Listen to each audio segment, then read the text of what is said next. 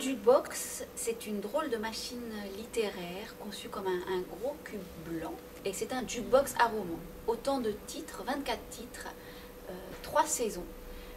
Des titres choisis par des bibliothécaires, des documentalistes, des médiateurs du livre, qui correspondent aux titres de l'année repérés dans la production française.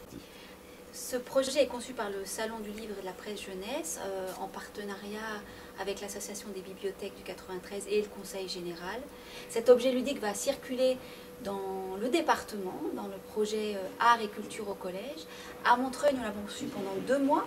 Nous avons monté un projet extrêmement intéressant, dynamique autour de ce jukebox pour faire découvrir la littérature aux jeunes de la ville de Montreuil, les collèges, les lycées. Comment c'est reçu dans la bibliothèque, Élodie, le projet? Eh ben, ça pose beaucoup de questions parce que d'abord c'est gros et ça prend de la place, ça se voit. Et en fait, ça attire vraiment tout particulièrement les adolescents. Il y a beaucoup de gens qui le voient et qui, plus âgés que des adolescents, hésitent à y entrer.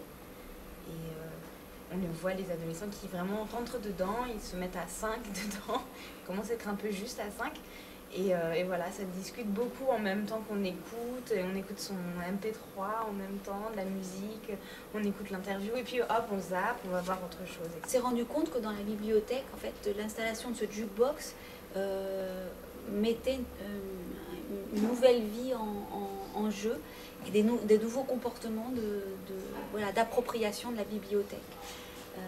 Il y a vraiment des scènes d'intimité, d'appropriation de la bibliothèque avec le jukebox. Donc on a des jeunes, comme tu disais, qui se lovent, qui se mettent en chaussettes, qui zappent avec leurs pieds pour passer de Grégoire Hervier à Kautar Archi, en passant par Edgar Secloca, Alex Cousseau, Thomas Gunzi, Mouloud Akouche, tous ces auteurs qui sont présents, 24 auteurs de la plume française.